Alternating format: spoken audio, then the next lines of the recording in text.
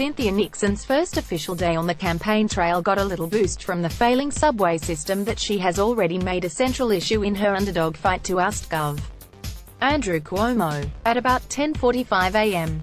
Tuesday, 15 minutes before she was scheduled to make her official campaign announcement one stop in a short walk away, Nixon stood on the subway platform at Utica Avenue, looking around with resignation. She was having an experience common among New Yorkers these days. The 3 train that would take her to her final stop at Sutter Avenue was not running. In fact, 2 consecutive 3 trains had been pulled out of service, because of a sick passenger. Story continued below. One woman got off a train coming from the other direction, talked a moment with Nixon, and told her, "I'm voting for you, definitely." Aside from picking up a vote, the delay also provided a convenient opening for Nixon in the attack she had in store moments later inside the Bethesda Healing Center, a small Pentecostal church in Brownsville where Nixon chose to officially kick off her campaign. "I got here just in the nick of time.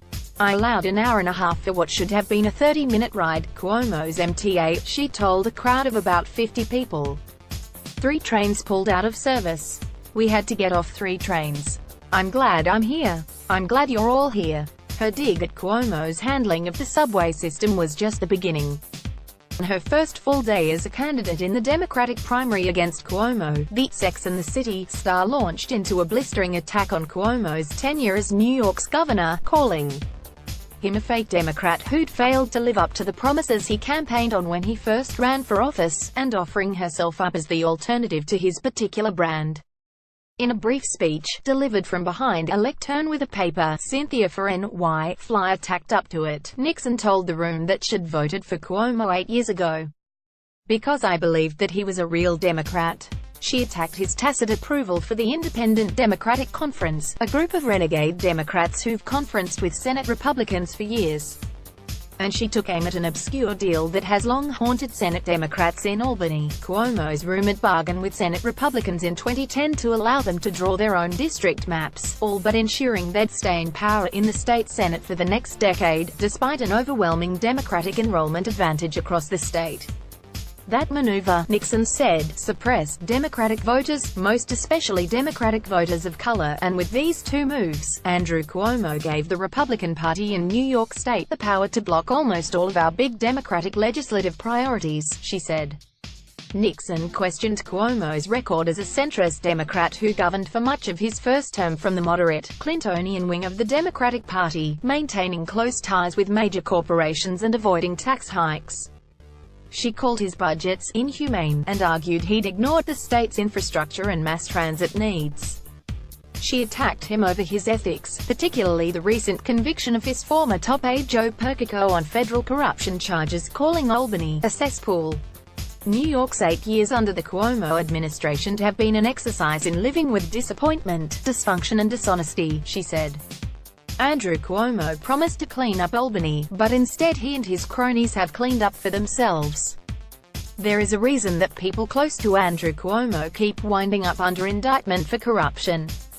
His right-hand man Joe Percico was just convicted of selling his office to the highest bidder. Under Cuomo, she said, the state had become even more unequal, with the gap between the incomes of the wealthy and the poor widening. Let me tell you about this kind of crushing inequality. This is not something that just happens by mistake. It comes from a choice. It comes from a choice to slash taxes for corporations and the super rich and slash services on everybody else, she said. And it's a choice we're used to being made by Republicans like Donald Trump. But for the past 8 years it's a choice that has been made by our governor, Andrew Cuomo. Since taking office, Andrew Cuomo has given massive tax breaks to corporations and the super rich while he has decimated our infrastructure and starved our state, its cities and its rural areas of their most basic services, she said. Nixon pledged to fund her campaign without taking corporate donations, drawing a stark contrast with Cuomo, who she said had built a $31 million war chest with the donations of millionaires, billionaires and corporations. Do you know how much of that came from small donors? 0.1%. If you're a regular person in New York, the chance that Andrew Cuomo is going to care about your concerns is exactly that, 0.1%, she said. Cuomo, she argued, has stymied the hopes of progressive Democrats across the state. We could have fully funded our public schools.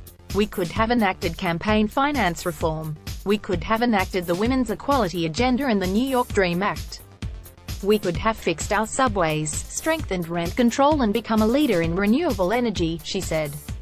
I am running for governor because I want these things for New York and New Yorkers. We want our state back. We want it to work again, she said. We are tired of corruption and dysfunction in Albany. We're tired of fake corporate Democrats who won't lift a finger unless their donors say it's okay. Nixon was surrounded by a crush of cameras and reporters as she finished her speech, but a 59-year-old certified nursing assistant and New York Communities for Change activist from Ditmas Park named Winsome Pendergrass stopped her first, to talk about rising rents. We will fight for you, girlfriend.